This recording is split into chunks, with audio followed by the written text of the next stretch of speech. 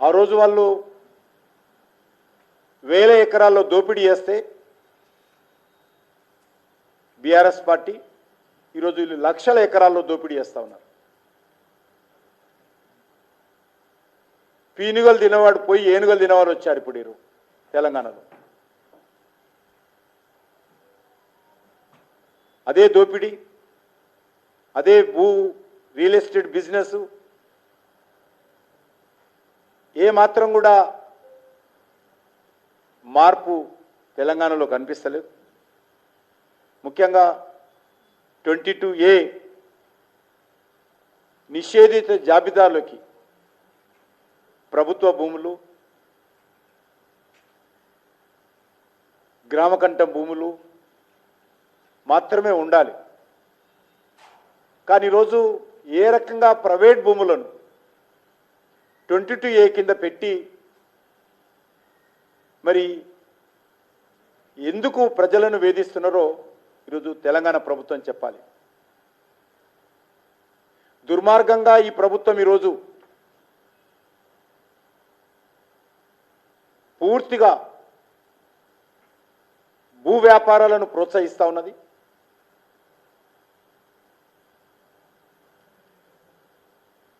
అనేక ప్రాంతాలలో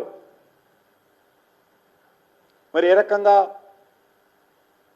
దేవాదాయ శాఖ భూములు కావచ్చు, లేక ప్రభుత్వ భూములు కావచ్చు, లేకపోతే సుప్రీంకోర్టులో ప్రభుత్వానికి ప్రైవేటుకు మధ్యన జరుగుతున్నటువంటి న్యాయస్థానంలో జరుగుతున్నటువంటి కేసులకు సంబంధించినటువంటి భూములే 22Aలో ఉండాలనుకుంటే ఈరోజు ప్రైవేట్ వ్యక్తుల భూములు అనేక సంవత్సరాలుగా ఇల్లు కట్టుకుని నివాసం ఉంటున్నటువంటి భూములు ఆయా ప్రభుత్వ అనుమతులు తీసుకొని, అది మున్సిపాలిటీ కానీ, గ్రామ పంచాయతీ కానీ, మున్సిపల్ కార్పొరేషన్ కానీ అనుమతులు తీసుకొని, ఎలక్ట్రిసిటీ కనెక్షన్ తీసుకొని నిర్మాణం చేసుకున్న తర్వాత ఇంటి ట్యాక్సులు కడుతున్నటువంటి ఇళ్లకు సంబంధించినటువంటి ప్రాపర్టీస్ను కూడా ఈరోజు 22A కింద పెట్టి మరి ఈరోజు ప్రభుత్వం ఏ రకంగా వేధిస్తున్నదో మనం చూస్తూ ఉన్నాము. దశాబ్దాలుగా పన్నులు చెల్లిస్తున్నటువంటి భూమి, భవన నిర్మాణానికి పర్మిషన్ ఇచ్చినటువంటి భూములు ఎవరు చేస్తున్నారు? ముఖ్యమంత్రి నాకు తెలియదు అంటాడు, రెవెన్యూ మినిస్టర్ నాకు తెలియదు అంటాడు, అధికారులు మాకు తెలియదంటారు. చేస్తున్నది ఎవరో చెప్పాల్సిన అవసరం ఉంది. ఓ మంత్రి అంటే ఏదో కుట్ర జరుగుతుంది అంటాడు, ఇంకో మంత్రి మా రెవెన్యూ మినిస్టర్ సారీ చెప్తాడు. మరి ఒక ఆయన కుట్ర జరుగుతుంది ఒక మంత్రి స్టేట్మెంటు, ఒక మంత్రి సారీ చెప్తాడు, ముఖ్యమంత్రి నా భూమి కూడా పోయిందంటాడు, నా ఇల్లు కూడా 22A కింద పెట్టారంటే మరి ప్రజల్లో వస్తున్నటువంటి వ్యతిరేకతను తప్పించుకోవడం కోసం ముఖ్యమంత్రిని ఇల్లు చేర్చారా అడుగుతా ఉన్నాను, ఆ కాలనీ చేర్చారా అడుగుతా ఉన్నాను. ఇదంతా కూడా భూదందాలు చేయడం కోసం, లిటిగేషన్స్ క్రియేట్ చేసి పబ్బం గడుపుకోవడం కోసం ఎక్కడికక్కడ ఈరోజు మరి లక్షలాది ఎకరాల భూమి 22A కింద పెట్టి ప్రజలను వేధిస్తున్నారు. కేవలం హైదరాబాద్, రంగారెడ్డి, మేడ్చల్ జిల్లాలు తీసుకుంటే 4 లక్షలకు పైగా ఎకరాల భూమి 22A కింద చేర్చారంటే పరిస్థితి ఏ రకంగా ఉందో అర్థం చేసుకోవచ్చు.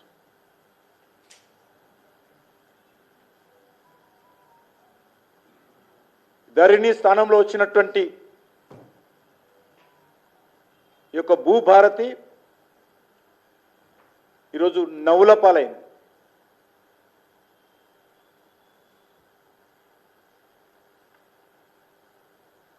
ఈరోజు చాలా దుర్మార్గంగా రాత్రికి రాత్రే ప్రైవేట్ భూములను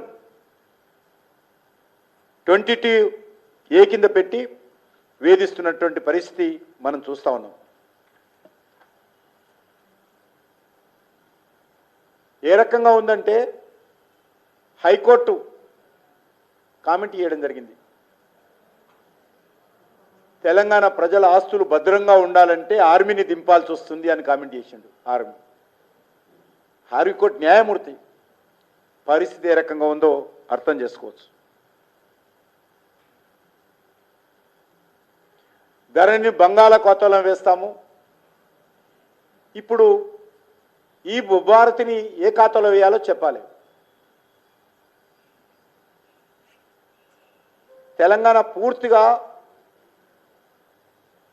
ఉదయం లేస్తే సాయంకాలం వరకు ముఖ్యమంత్రి నుంచి తహసీల్దార్ల వరకు ఈరోజు ప్రభుత్వ భూములు ఏ రకంగా అమ్మొచ్చు, ప్రభుత్వ భూములలో ఏ రకంగా లిటిగేషన్స్ క్రియేట్ చేయవచ్చు, ఏ రకంగా ప్రైవేట్ భూములు న్యాయస్థానంలో ఏవేవి ఉన్నాయి,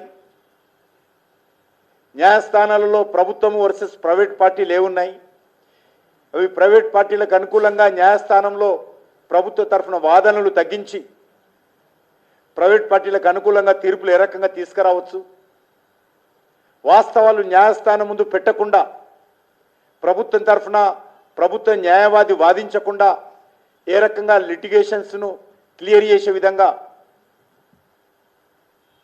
ఎంతసేపు ఇదే విధమైనటువంటి ఆలోచన. ఈరోజు తెలంగాణ ఏ రకంగా అయిపోయిందంటే ఈరోజు తెలంగాణ రాష్ట్రము RR real estate private limited కంపెనీగా మారిపోయింది. ఇంతకుముందు ఆర్ఆర్ ట్యాక్స్ ఉండేది, ఇప్పుడు ఆర్ఆర్ రియల్ ఎస్టేట్ కంపెనీగా మార్చి పెద్ద ఎత్తున మరి గతంలో 10% కమిషన్ తీసుకున్న వాళ్ళు బీఆర్ఎస్ పార్టీ ఈరోజు 30% వాటా చేరిపోయింది. ఈరోజు భూముల దగ్గరకు వస్తే 50% వాటా. నీకు 100 ఎకరాల లిటిగేషన్ ఉంటే నేను క్లియర్ చేస్తా, 50 ఎకరాలు నాకు ఇస్తావా? ఇదేదో నేను సీక్రెట్గా ఒక్కని చెప్పడం లేదు. మీరు ఏ రియల్ ఎస్టేట్ వ్యక్తిని అడిగినా,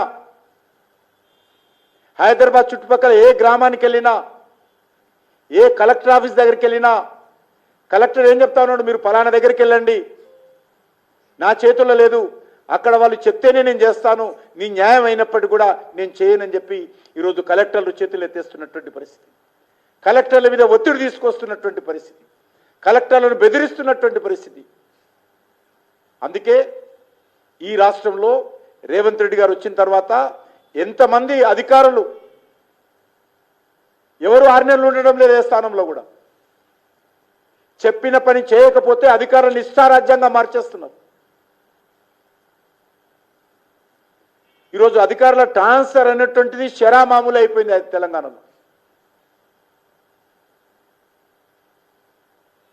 రాష్ట్ర ప్రజలు తమ ప్రాపర్టీస్ విషయంలో, భూముల విషయంలో ధైర్యంగా ఉండేటువంటి పరిస్థితి లేకుండా పోయింది. అధికారులకు, కాంగ్రెస్ పార్టీ నాయకులకు లంచాలు ఇచ్చి సలాంలు కొట్టకపోతే భూ వ్యాపారం చేయలేము, రియల్ ఎస్టేట్ వ్యాపారం చేయలేము, బిల్డర్స్ ఇల్లు కట్టలేరు అనేటువంటి పరిస్థితి ఉన్నది. రియల్ ఎస్టేట్ పూర్తిగా కొలాప్స్ అయ్యే పరిస్థితి ఉన్నది. ఇప్పటికీ ఆల్మోస్ట్ కొలాప్స్ అయింది.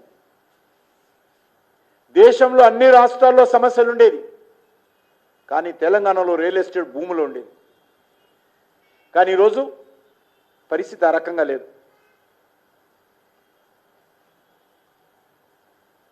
హైదరాబాద్ చుట్టుపక్కల ఉన్నటువంటి ఓపెన్ ల్యాండ్స్ మీద అది ప్రభుత్వ భూములు అయితేనేమో అమ్మాలని, ప్రైవేట్ భూములు అయితే 50% కమిషన్ వాటా తీసుకోవాలని ఈరోజు కుట్రలు జరుగుతూ ఉన్నాయి. అది యూనివర్సిటీ ల్యాండ్ అయినా అమ్ముతారు, అది ఎండోమెంట్స్ ల్యాండ్ అయినా అమ్మేస్తారు. నేను ఒకటే అడుగుతా ఉన్నాను, రేవంత్ రెడ్డి గారు వచ్చే 2 సంవత్సరాల తర్వాత ఈ రాష్ట్రంలో ప్రజలు ఉండకూడదా? లేకపోతే వచ్చే 10 సంవత్సరాల తర్వాతనో 20 సంవత్సరాల తర్వాతనో ఈ రాష్ట్ర అవసరాలకు బహిరంగ భూములు ఉండకూడదా ప్రభుత్వం దగ్గర? ఓపెన్ ప్లేస్, బ్రీతింగ్ ప్లేస్ ఉండకూడదా? ఉన్న భూములన్నీ అమ్మేసుకుంటూ పోదామా? బీఆర్ఎస్ పార్టీ అదేవిధంగా అమ్మింది, కాంగ్రెస్ పార్టీ అదేవిధంగా అమ్ముతున్నది.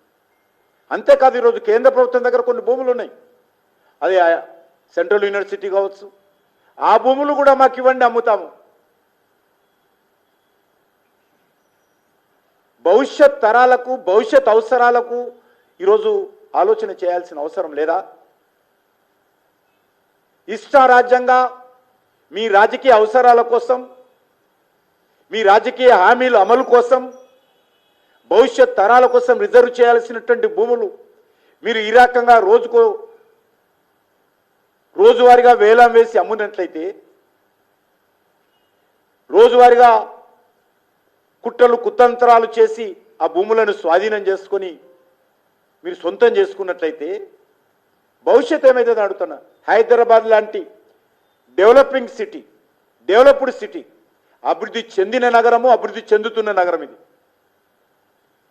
దక్షిణ భారతదేశంలో, దేశంలో వేగవంతంగా అభివృద్ధి చెందుతున్నటువంటి నగరం. ఇలాంటి నగరంలో ఓపెన్ స్పేస్ ఉండకూడదని అడుగుతా ఉన్నాను. ఎందుకు భూములు అమ్ముతున్నారో చెప్పాలి.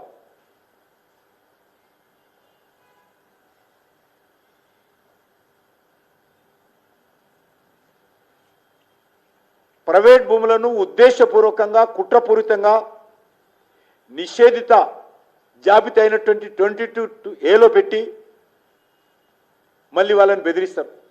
మీ 22A నుంచి తొలగించాలా? నేను తొలగిస్తా. ఏమిస్తావు చెప్పు? పెట్టింది మీరే, తొలగించేది మీరే, మరి లంచాలు ఇవ్వాల్సింది అమాయకులైనటువంటి పేద ప్రజలు, అమాయకులైనటువంటి వ్యక్తులు. ఈరోజు ఇది పూర్తిగా దుర్మార్గంగా ఈరోజు వ్యవహరిస్తూ ఉన్నది.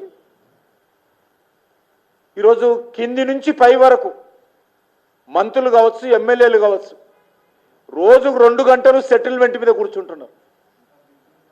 ల్యాండ్ సెటిల్మెంట్స్ కింది స్థాయి నుంచి పై స్థాయి వరకు, మండల స్థాయి నుంచి హైదరాబాద్ కేంద్రం వరకు ప్రతి ముఖ్యమైనటువంటి కాంగ్రెస్ పార్టీ నాయకులు సెటిల్మెంట్స్ మీద దృష్టిని కేంద్రీకరిస్తున్నారు. భవిష్యత్తులో ఉంటామో పోతామో, ఉన్నప్పుడే ఇల్లు సర్దుకోవాలా అనేటువంటి ఆలోచనతో ఈరోజు తెలంగాణను ఈ రకంగా దోపిడీ చేస్తున్నటువంటి పరిస్థితి ఉన్నది. అనేకమైనటువంటి రియల్